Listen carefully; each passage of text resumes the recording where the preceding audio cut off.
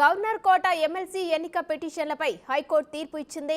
దాసోజు శ్రవణ్, కూర సత్యనారాయణ ఎన్నికను governor పునఃపరిశీలించాలని high court judgement ఇచ్చింది. కొత్తగా ఎమ్మెల్సీ ఎన్నికను చేపట్టాలని తీర్పు ఇచ్చింది.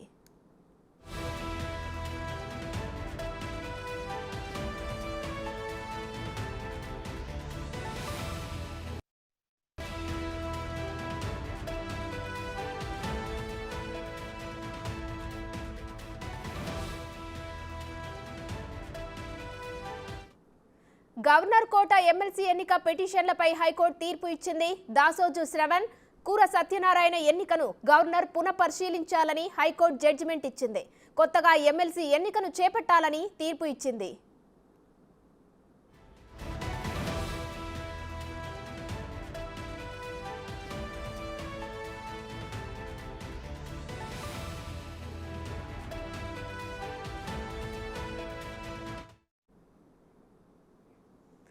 గవర్నర్ కోట ఎమ్మెల్సీ ఎన్నిక పిటిషన్లకు సంబంధించి హైకోర్టు ఇచ్చిన తీర్పుపై పూర్తి వివరాలు మా ప్రతినిధి పవన్ అందిస్తారు. పవన్, చెప్పండి, దీనిపై పూర్తి డీటెయిల్స్ ఏంటి? మసరి గత ప్రభుత్వంలో అటు కేసీఆర్ ముఖ్యమంత్రిగా ఉన్న సమయంలో ఇద్దరు బీఆర్ఎస్ నేతలను గవర్నర్ కోటాలో ఎమ్మెల్సీలుగా ప్రతిపాదించారు. దాసోజు శ్రవణ్, ఇట్లానే కుర్రా సత్యనారాయణ, వీళ్ళిద్దరిని కూడా ఎమ్మెల్సీ కోటాలో గవర్నర్గా ప్రతిపాదించారు. అయితే గవర్నర్ తమిళసై వీళ్ళిద్దరిని అటు గవర్నర్ కోటాలో నియమించడానికి తిరస్కరించారు. ఇద్దరికి కూడా వాళ్ళు పెట్టిన ఒకళ్ళు కళారంగం నుంచి లేకుంటే మరేదైనా ఒక రంగంలో విశిష్ట ప్రతిభ చూపించి ఉండాలి. కానీ వీళ్ళిద్దరు కూడా రాజకీయ కారణాలతో వాళ్ళని నియమించడాన్ని ఆమె అంగీకరించలేదు. ఇద్దరికీ కూడా రాజకీయ నేపథ్యం ఉంది కాబట్టి తాను తిరస్కరిస్తున్నానంటూ ఆమె చెప్పింది. దీనిపైన అటు దాసోజు శ్రవణ్, కుర్రా సత్యనారాయణ ఇద్దరు కూడా వేర్వేరుగా హైకోర్టుని ఆశ్రయించారు. తదనంతర పరిణామాల నేపథ్యంలో ప్రభుత్వం మారిన తర్వాత ఇటు ముఖ్యమంత్రి రేవంత్ రెడ్డి అటు కొత్తగా గవర్నర్ కోటాల్లో ఎమ్మెల్సీలుగా అటు ప్రొఫెసర్ కోదండరామ్తో సహా అమీర్ అలీ ఖాన్ వీళ్ళిద్దరినీ అటు సిఫార్సు చేశారు. అయితే కోర్టు వాళ్ళ నియామకాలకు బ్రేక్ వేసింది. కోర్టు పరిధిలో కేసు విచారణ జరుగుతున్న నేపథ్యంలో వాళ్ళిద్దరి నియామకాలని ఆపాలంటూ సూచించిన నేపథ్యంలో నియామకాలు జరగలేదు. వాళ్ళిద్దరిని కూడా ఎమ్మెల్సీలుగా నియమించలేదు. అప్పటి నుంచి కూడా ఈ కేసు పైన అటు దాసోజు శ్రవణ్, కుర్రా సత్యనారాయణలు వాదనలు వినిపించారు.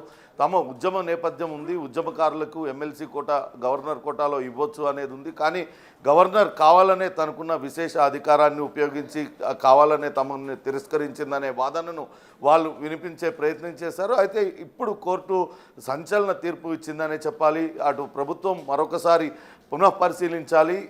ఎమ్మెల్సీ అభ్యర్థులుగా ఎవరినైతే సిఫార్సు చేశారో క్యాబినెట్లో చర్చించిన తర్వాత మరోసారి ఈ పేర్లు ప్రతిపాదించాలంటూ అటు ప్రభుత్వానికి సూచనలు చేసింది. దాంతో ప్రభుత్వం ఏం నిర్ణయం తీసుకోబోతుందనేది ఇప్పుడు కొంత ఉత్కంఠగా మారింది. తిరిగి క్యాబినెట్లో చర్చించిన తర్వాత అటు ప్రొఫెసర్ కోదండరామ్తో పాటు అమీర్ అలీ ఖాన్నే మరోసారి ప్రతిపాదిస్తుందా, మరే విధమైన చర్య తీసుకుంటుందా అనేది వేచి చూడాలి.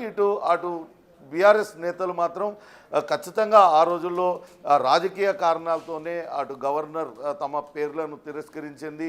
అటు గతంలో అనేక మంది గతంలో ఏదైతే హుజురాబాద్ నుంచి ఎన్నికైన ఎమ్మెల్యే అభ్యర్థిని కూడా గతంలో గవర్నర్ కోటాలో ఆయనను నియమించడానికి ప్రయత్నించినప్పుడు ఆయనది కూడా తిరస్కరించింది. కావాలనే అటు బీఆర్ఎస్ పార్టీ అధినేతతో గవర్నర్కున్న ఘర్షణాత్మక వైఖరి కారణంగానే తిరస్కరించింది.